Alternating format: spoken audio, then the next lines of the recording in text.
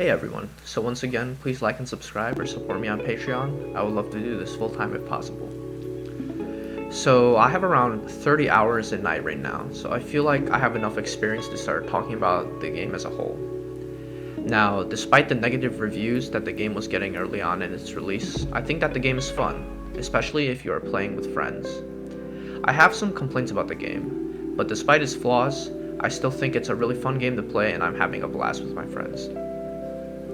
First and foremost, the game at the end of the day is still Elden Ring at its core, especially the combat. Elden Ring is by far my favorite game, so this makes Nightreign just more of my favorite game. That means that the combat for me, at least, is excellent. The weight of the weapons, the animation, the damage, everything about the combat is more Elden Ring, and Elden Ring has excellent combat in my opinion. I like the additions that they added to combat as well, such as the sub ability and the ultimates. My favorite ultimate is probably the Wilder one from the characters that I have played so far. The explosion that he gives for his ultimate is just so weighty and satisfying to land. And fighting enemies on the overworld is still fun. One critique about the combat though, some overworld bosses feel just like damage sponges and they don't feel as satisfying to fight. Maybe because I've been playing with 3 players, so it just feels like you're just wailing on the enemies sometimes rather than having a satisfying flow of combat. It does not feel like those overworld bosses were designed for multiple people to fight, which makes sense, because for the most part, they are all just taken from Elden Ring, which is meant to be a single player game. The same cannot be said about the Day 3 bosses though. They are for the most part amazing, and I love fighting them all, besides like Augur, and that's just because the boss is just constantly flying around, so you need like ranged weapons to deal with it. I like the end day bosses as well, except for the boss like Wormface, and it was cool to see bosses from past FromSoft games appear, like Nameless King and Smelter Demon, with some improvements to moveset. And I think that the bosses at Day End and Day 3 in general are all amazing so far. I think my probably favorite is the super version of the Gaping Jaw that came out like 2 or 3 weeks ago, I think. That one was insane to fight. The electricity flying all over the place and everything was just like, that boss is just amazing. I think that the exploration is kind of a different story though. I think the exploration, the new additions that they made to exploration, like running, is really helpful and that makes the game feel a lot faster paced, which is the whole nature of this game. I also like that there's no fall damage. I think it's also a very welcome change that they made. But I do feel like the exploration in this game feels a bit stunted.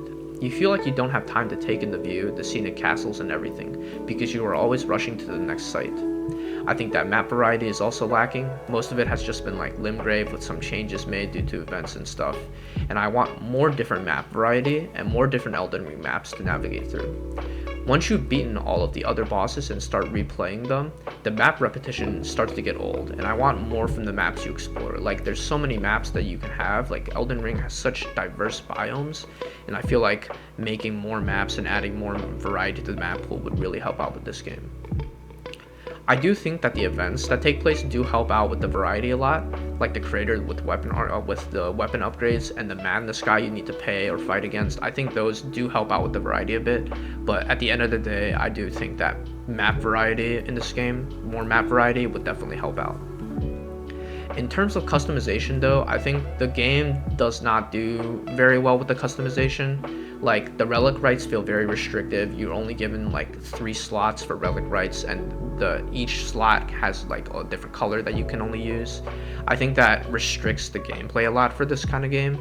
And Elden Ring is sort of sandboxy, in which like they have so many different weapon varieties that you can use and play with, at least in normal Elden Ring. In this game, the relic rights just feel like a restriction on this game that I think is unnecessary, and I think it would be better if the relic rights were done with a little more sandbox in mind, or a little freer.